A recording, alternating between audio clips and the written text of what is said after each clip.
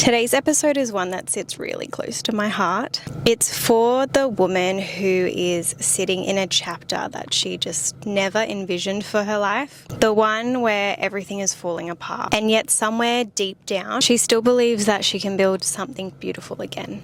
And if that's you, I just want to tell you that I am so proud of you. And do you want to know why? The fact that you have clicked on this episode tells me that you have had your I'm done moment, you're so ready for change, and you are ready to start again, even if you don't know how yet.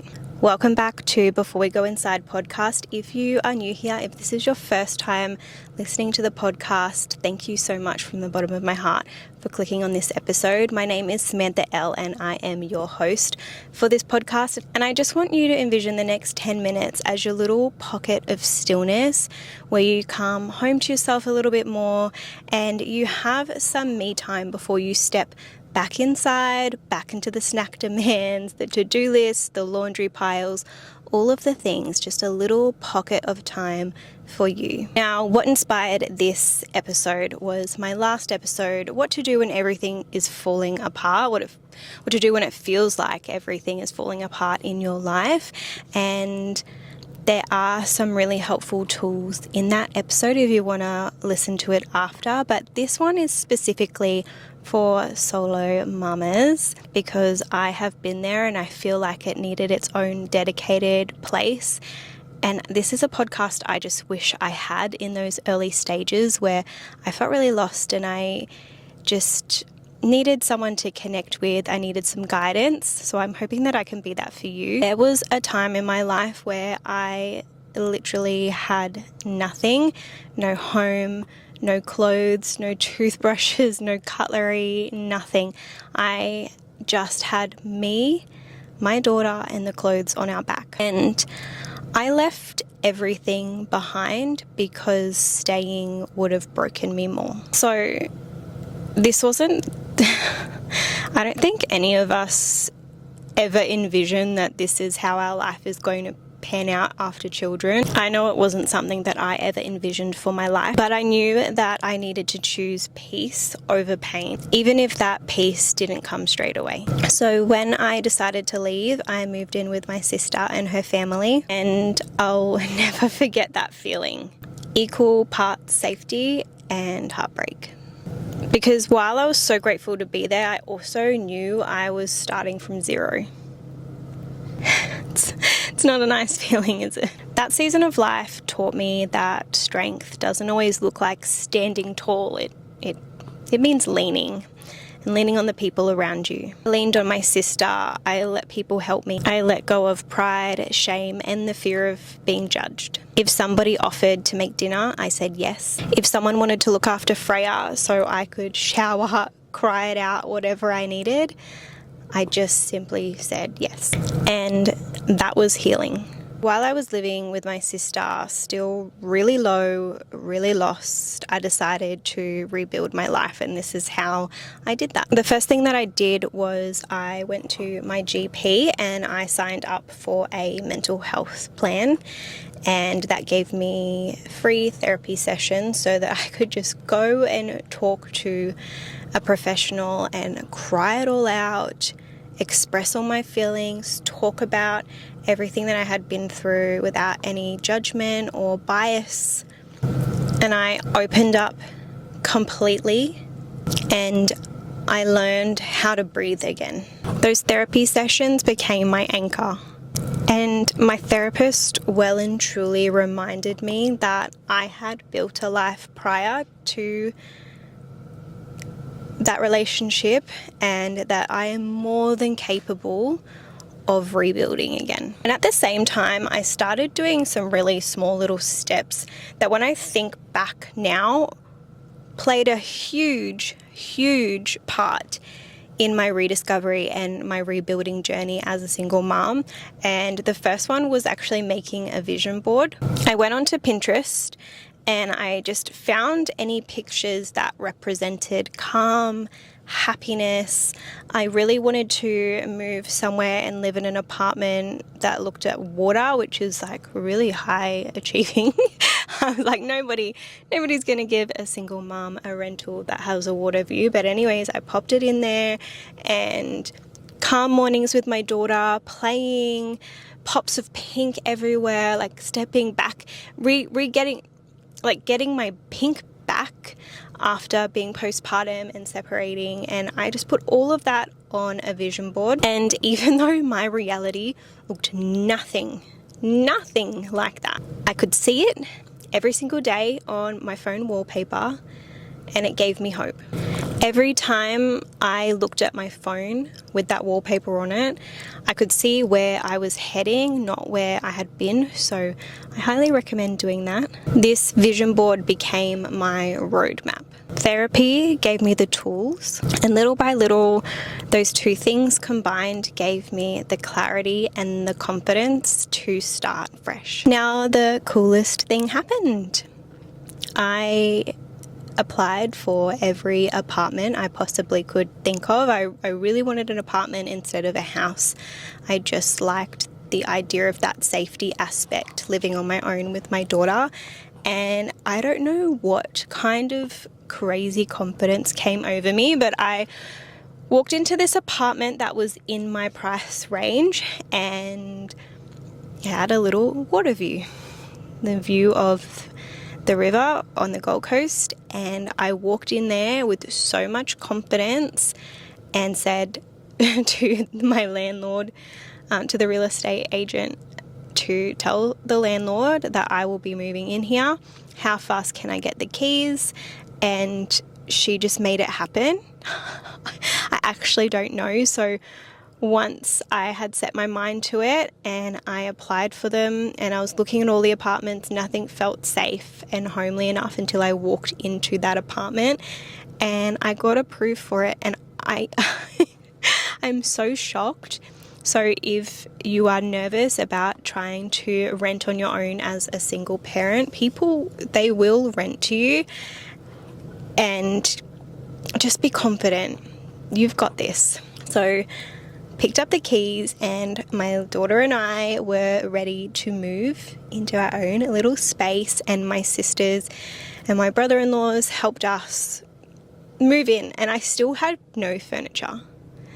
I still had no clothes. Like, we had done a small Kmart shop and bought some new things, but we still had nothing. I did need to do a payment plan for a fridge and a couch and all of the things, but it was fine. It was finally mine, and I decided this little apartment is going to be pink. I wanted it to be a reflection. I didn't think I'd get emotional already. I wanted it to be a reflection of the woman I was becoming. I bought everything pink. I had pink plates, pink mugs, pink cushions, pink blankets, pink flowers, pink candles, and I made every corner of that home feel safe and calm and unapologetically myself. And it really wasn't about the color pink itself. It was about what it represented. Because for the first time in a really long time, I didn't have to ask, do you like that? I only had to ask if I liked it.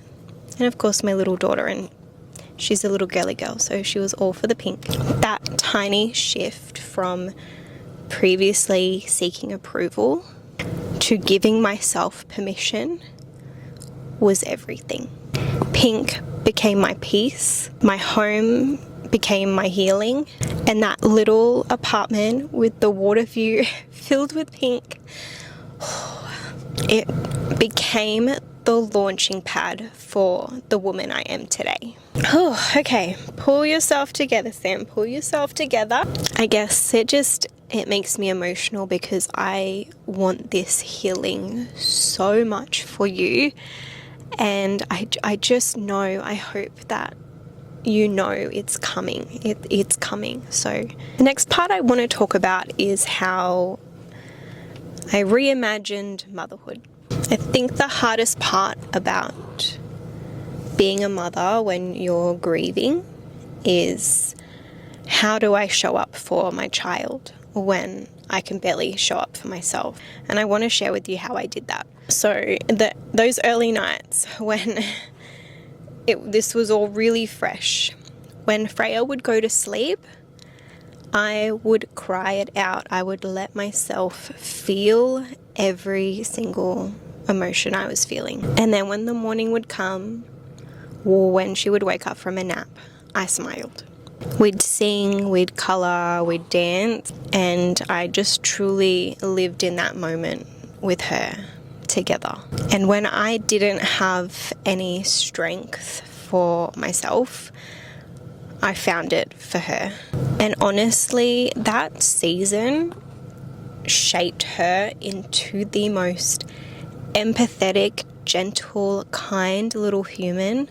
And let's be honest, I couldn't have a fake smile 24/7. So if she ever noticed that I was a little bit upset or I did cry, and a lot in that time when we were just in our little safe place, I found that I would cry even if I was feeling really happy. Like, I felt very emotional and little things would make me teary. She would bring me a tissue and she would give me a cuddle and tell me everything is okay, and she just is still that highly empathetic, kind little human now, and it has been almost 5 years. And honestly, even as a toddler, she knew we were a team, and I'm so proud of that little team that we created together in those early moments. Another thing I used to do is when we would go outside to play, if we were at a park or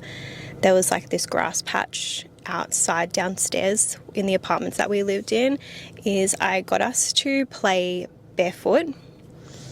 And for her it was just playing, but for me, feeling the grass under my feet was so grounding. Like the fresh air, the blue skies, the grass under my feet, her laughter beside me was so deeply healing. And it was the moment where I felt like I could just exhale and breathe. There were some small little habits that my daughter and I started every single morning that actually made the world of difference. And that was affirmations. I've always been someone who loves affirmations, but I leaned heavily into them during this time. So I had an affirmation book for myself, and then I also had a children's version. So every morning I would read mine out loud, and then I would read my daughter's out loud, and she would repeat them after me.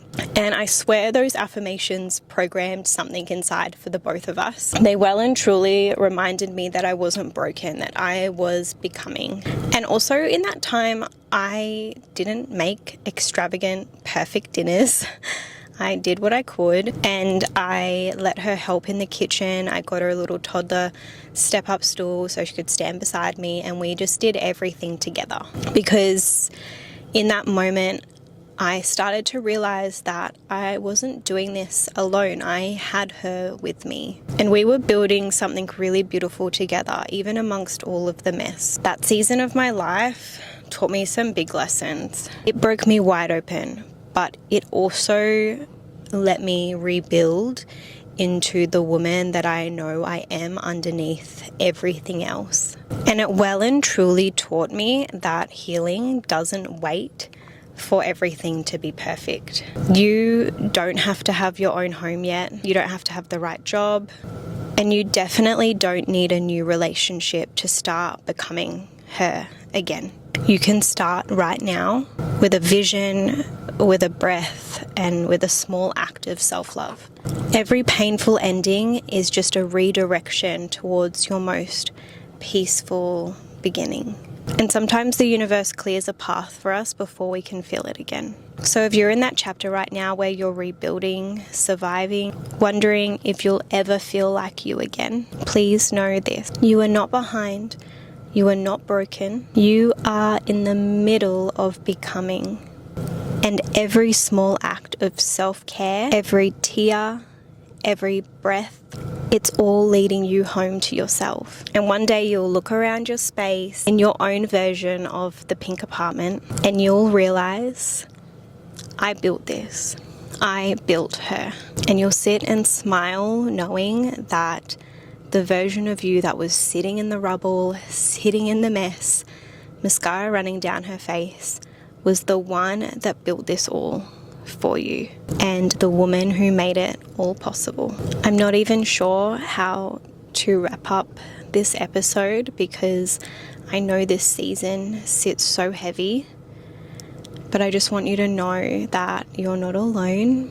I'm here with you, and every single other view on this YouTube video or stream on the podcast episode is another mum in a similar season, and we can all get through this together. And trust me when I say there is so much beauty on the other side, and this season of life will help you set boundaries and know what your true values are as a woman, so that if you do decide to eventually step into a new relationship, you'll be so much stronger and it's going to be so much more magical because you have rebuilt yourself from the ground up and you're not going to take no shit. You're not going to stand for anything but happiness and peace for you and your children. And in the meantime, you get to be in the era of you, and you don't have to ask permission. I hope you have a beautiful day. Please feel free to reach out if you have any questions, and just take a deep breath. You've got this. You can handle this, and everything is going to turn out exactly how it's meant to. Have a beautiful day, and I will see you in the next episode. Bye.